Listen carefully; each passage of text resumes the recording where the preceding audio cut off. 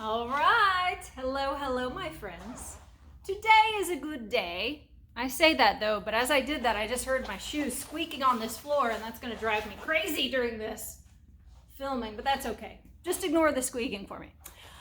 Back to what I was saying. Today is a good day, and it's definitely not because the world is flipped upside down due to coronavirus. It is not because it is over 90 degrees here in Texas. But is because I will be covering my second Japanese car in a row on doing some car history. Yep, last weekend I did the Nissan Z and the history of the Z with a nice little drive and a 240Z that was one of our customers. And I thought, well, you know what? Why don't I cover Mazda next in the history of the Miata? So let's go ahead and do it.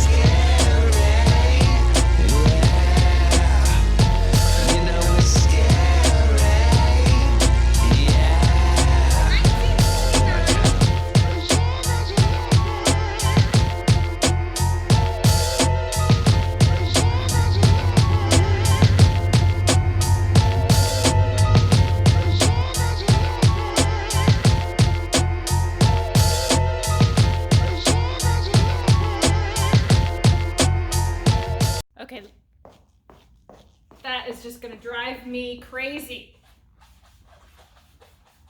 The shoes are coming off.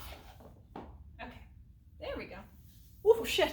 Oh, I gotta be careful with that. All right, now if you are not familiar with this channel, pretty much we cover anything and everything that I get my hands on that is cars. I'm a big fan of car history. And if I can get my hands on it, I'm sure we can find something interesting to share with you. So if that is your cup of tea, well then definitely press subscribe, wherever that button might be. All right, so we're gonna do a little bit of Mazda history, but I'm mainly gonna be talking about the history of the Miata, okay? Now, Matsuda, I love that already. Matsuda, what we know as Mazda, started over 100 years ago in Hiroshima, Japan, by a gentleman named Jujiro Matsuda. And I know I didn't say that properly, forgive me. Now, interestingly, it was actually called the Toyo Cork Kogyo Company up until like the 1980s, and then they officially adopted the Mazda name. Now, it's weird because pretty much every car that came out of there was already named Mazda. I don't get it. Now, how did the Toyo Cork Kogyo Company get into cars? Well, they kind of made a slow transition into machine tools, which then led them to dipping their toes into the vehicle arena with their Mazda Go auto rickshaw in 1931. And side note, they also produced weapons for the Japanese military during World War II. And you can imagine after that, everything came to a halt. All right, so for my sake and for your sake, that is just a pinch of Mazda's history. Now we're moving on to the Miata. We're going to go forward a bit in time to 1976 when Mazda asks Bob Hall, who is a Japanese car expert and he is a talking's hard. He is a journalist for Motor Trend.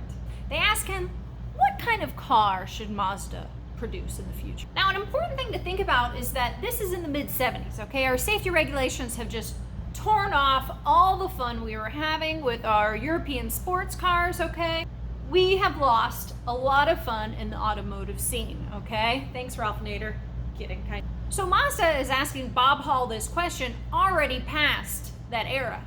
So Bob Hall takes a thought and he replies, you should build an inexpensive roadster. And then he said something along the lines that there is no longer any bugs in the teeth, wind in your hair British roadsters available. And he was right. And Mazda paid attention because 5 years later, Bob Hall is working at Mazda USA, and they have hired on designer Mark Jordan to start the wheels turning on making this inexpensive roadster. So Mazda did kind of a clever and funny thing. What they did was they turned the car development into a competition between their Tokyo design team and their Californian design team. And the California design team codenamed their vehicle the Duo 101. It had the layout of a British roadster, which we're not surprised by that. That was kind of the inspiration for Bob Hall. So the Californian team presented a car that was a front engine with rear wheel drive, and the Japanese presented two different concepts: a more mainstream front engine with front wheel drive, and then also a mid-engine vehicle with a rear wheel drive. I can't say that fast. Rear. A mid-engine with a rear wheel drive. All right, so both teams, Japan and California, have full-scale clay models of their cars. And guess which one wins? The Californian one. Now, the Californian design, the Duo 101 as it was called, was really kind of just like a Lotus Elan. The grille, tail lamps, door handles, a lot. So literally the Californian team had a Lotus Elan car there for them to get direct inspiration. Mazda designed the Miata all around a Japanese proverb, and it's a pretty damn cool one. It's actually beautiful, and this is how you spell it right here. I'm not going to butcher it with me trying to pronounce it with my Texan accent. But what that proverb means is rider and horse as one. It's kind of special, right? That is an awesome saying, seriously. Now, what that meant to them was a combination of handling, lightness, and performance into this roadster. Now, that Japanese proverb really evolved into them having 5 core design requirements, okay? 1, the car must be as light and compact as possible while still adhering to global safety regulations. 2, the car must hold 2 grown adults comfortably with no wasted space. 3, that the basic layout must continue with that front engine, rear wheel drive, but they had to figure that out with also getting 50-50 weight distribution. 4, that all 4 tires must be attached to a wishbone or multi-link systems. That way there's more performance with the tires, more stability, and more grip. And 5th, the power plant frame must provide a solid connection between the engine and the rear differential so that you can have plenty of throttle response. All right, so it's 1989 and Mazda debuts their first Miata at the Chicago Auto Show, selling for an extremely reasonable price of $13,800. Now, like I already mentioned, at this time period, people were already starved of roadsters, okay? The 70s and the safety regulations just stole all of our fun away. So when this modern, small, and balanced, and not too complex vehicle came out for an affordable price, it sold like hotcakes, obviously.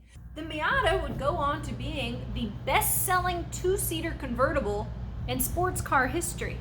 Now, when I just said balanced, I wasn't kidding. The Mazda Miata has a 50-50 weight distribution, just like the Porsche 914, which makes it a seriously fun car to drive, all right?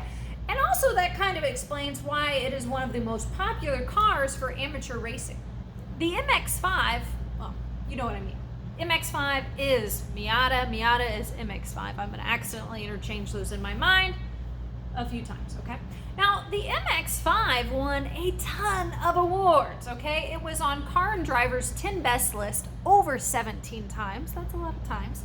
In 2005, it was Car of the Year in both Japan and Australia, and it was included in Sports Car International as one of the 10 best sports cars of all time. All right, let's talk about where the name Miata came from. And I wish I had a cooler story for it, frankly. But the meaning Miata actually comes from a word in High German, of all things, and it stands for reward. Interesting. And it's kind of the same way the Mustang came about. Some guy read it in a book and said, "Ooh, that's a great name, let's do it." Mazda's current head of product planning found it in a Webster's dictionary and presented it, and now the Miata. Although they've taken off the name Miata and it's MX-5. All right, guys, it's beer 30. Let's.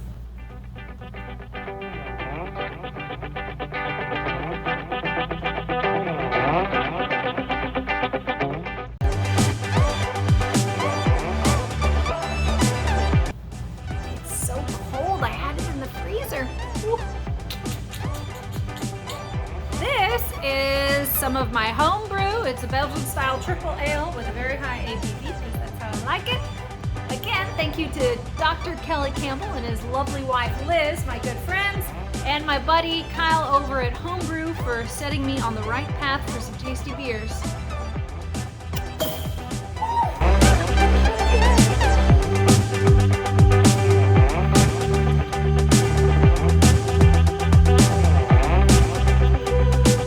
All right, back to business.